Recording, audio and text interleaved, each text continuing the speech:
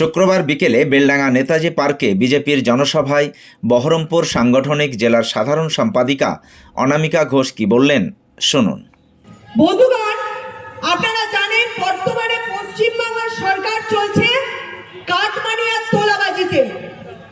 আপনারা জানেন এই রাজ্যে কাটমানি দিলে আপনি যে কোনো কাজ পাবেন। আপনারা জানেন বাংলার আবাস যোজনার ঘর টাকা নরেন্দ্র মোদী দেয়, কিন্তু কাদেরকে দেয়? সাধারণ মানুষ যাতে ঘর পায়, যাদের মাথার উপর ছাদ নেই।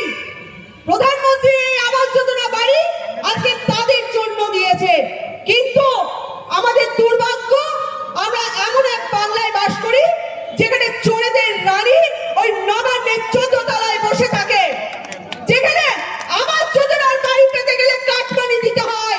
সাধারণ মানুষ বাড়ি পায় না, যার মাথার উপর ছাদ আছে সে বাড়ি পায় না। বাড়ি পায় ওই তৃণমূল নেতারা বাড়ি পায়, যাদের দোতলা বাড়ি আছে তারা বাড়ি পায়। শুধু আবাস যোজনার কেন কথা বলবো? আপনারা বলুন, এই বেলডাঙ্গায় বহু সাধারণ মানুষ আছে যারা গরিব আছে, যারা প্রকৃতপক্ষে বাড়ি পাওয়ার যোগ্য, তারা বাড়ি পায় না। যারা বিজেপি করে প্রকাশ্যে বলে দেয় তোমাকে বাড়ি দেওয়া যাবে না কারণ তুমি বিজেপি করো। বলতে চাই এই টাকাটা কে দেয়? এই টাকা কি নবান্নের 14 তলা থেকে মমতা ব্যানার্জি দেয়, না ভারতের প্রধানমন্ত্রী দেয়? প্রশ্ন করবেন আপনারা। শুধুমাত্র বিজেপি কর্মী বলে নয়, এলাকায় যদি কোনো গরিব তৃণমূল কর্মীরা থাকেন তাদেরকেও প্রশ্ন করতে চাই, বলতে চাই, তারাও একবার বুকে হাত দিয়ে বলুন আপনাদের নেতারা কি আপনাকে বাড়ি দিয়েছে কাটমানি না নিয়ে? তাই বলতে চাই, যত সাধারণ মানুষ আছে তারা এই তৃণমূল সরকারকে প্রত্যাখ্যান করুন। শুধু আবাস যোজনা নয়, বিধবা ভাতা, বার্ধক্য ভাতা, প্রতিবন্ধী ভাতা সবকিছুতে চলে বাংলার কাটমানির সরকার। আজকে তারাই পাচ্ছে যারা কাটমানি দিতে পারে। আজকে মমতা ব্যানার্জি এবং বিধানসভায় তার এমএলএদেরকে যদি প্রশ্ন করা যায়, টাকার কথা বলা যায়, বলে তোমাদের মোদিকে বলো টাকা দিতে। আমি এই মঞ্চ থেকে বলতে চাই, মোদি টাকা দেয় বলে এলাকায় এলাকায় তৃণমূল নেতাদের বাড়িতে হাঁড়ি চলে। মোদি টাকা দেয় বলে ওই তৃণমূল নেতাদের বাড়িতে হাঁড়ি চলে এবং সংসার চলে। তাই বলতে চাই, আপনারা আপনাদের দায়িত্ব কর্তব্য একটু মনে করিয়ে দিতে চাই। মমতা ব্যানার্জি বলেছিলেন বদলা নয় বদল চাই, ডবল ডবল চাকরি চাই। কোথায় গেল চাকরি? চাকরি তো আপনার নেতারা চুরি করে জেলে বসে আছে।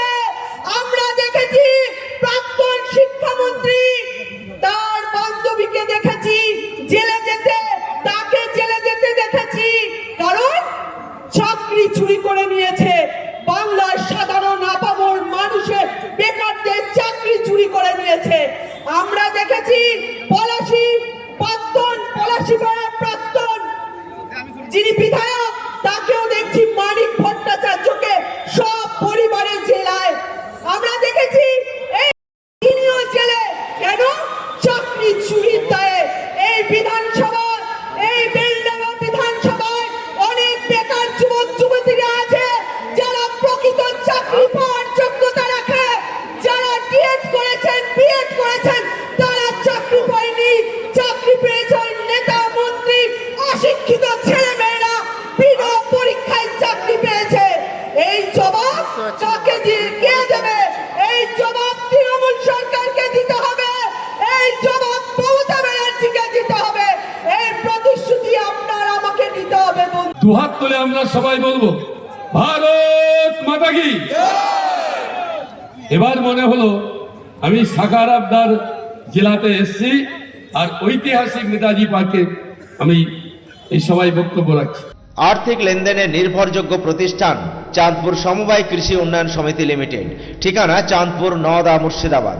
এখানে savings account, recurring deposit, fixed deposit, MIS, double scheme, জল প্রকল্প এছাড়াও সরকারি বিভিন্ন প্রকল্পের টাকা লেনদেন করা হয়। সমস্ত রকমের চেক ভাঙানোর সুব্যবস্থা আছে। সম্পূর্ণরূপে কম্পিউটার দ্বারা পরিচালিত। সর্বদা সঠিক সময়ে পরিষেবা দেওয়াই আমাদের লক্ষ্য। সাবস্ক্রাইব করুন AB24 নিউজ চ্যানেলটিকে, অবশ্যই বেল আইকনটিকে প্রেস করুন। সবার আগে তাজা খবরের আপডেট পেতে লাইক করুন, শেয়ার করুন এবং দেখতে থাকুন AB24 নিউজ।